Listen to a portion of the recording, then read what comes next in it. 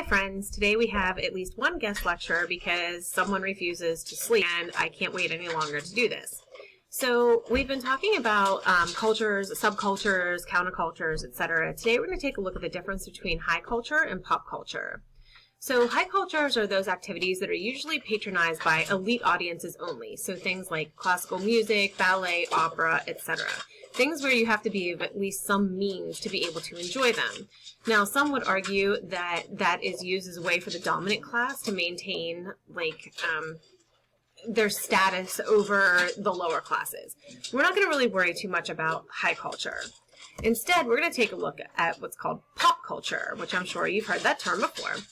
These are things that primarily appeal to members of the middle and working class. So things like rock concerts, your everyday movies, your TV shows that are on like Netflix, regular television, etc. It's things that can be enjoyed by the masses.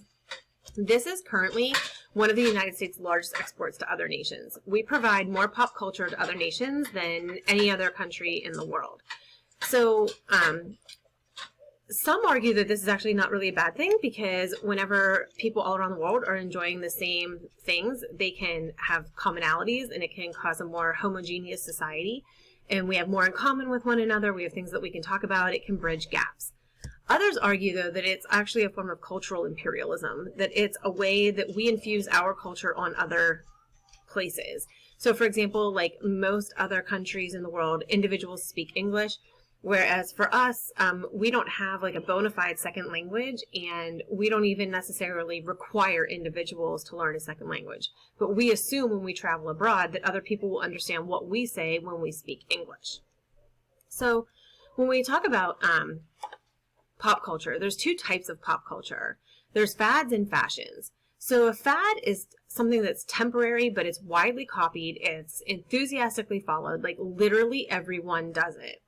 And there are a couple different types of fads that are out there. There's object fads, activity fads, idea fads, and personality fads. You're probably most familiar with object fads. So object fads occur whenever there's something that everyone has to do. The best example I can probably give you, object fads happen all the time, but if you remember back when you were in like elementary school and everyone had those silly bands, right? Like they were so popular that schools had to actually ban them. Everyone had silly bands. I highly doubt that any of you still have your silly bands, and if you do still have silly bands, I highly doubt that you still utilize and wear your silly bands. It was something that everyone had to have, and it just like quickly went by the wayside. You can also have activity fads. So like a lot of the challenges that are out there online, those are activity fads. You can also have idea fads. Those are a little less common. They're things like new age ideologies, things like that. You can also have personality fads. So like you have a lot more like one-hit wonder type individuals now than you have at any other time in the past. Like someone's hot, they're hot right now, but that doesn't mean that they're going to be hot later. So like Lizzo's hot right now. Does that mean that Lizzo's going to be hot next year or 10 years from now? I'm going to go out on a limb here and say probably not, right?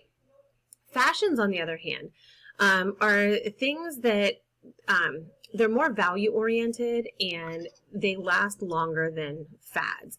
They are things that are more widespread and longer-lasting. So like child-rearing practices are examples of fashions. It used to be perfectly acceptable for you to spank your child. That is no longer considered to really be acceptable. Now you are supposed to put your child in timeout if they do something wrong. In the future, timeout may not be a thing anymore, but fashions last more like a generation at a time, whereas fads are super quick to come into play and super quick to leave as well. Okay, so your only assignment for tonight, or today, whenever you're doing this, is drop on the discussion board an example of a fad. It can be object, activity, idea, personality, doesn't matter. It's just so I know that you did this and paid attention. I hope you guys are all doing well. I miss you, and I hope to see you soon.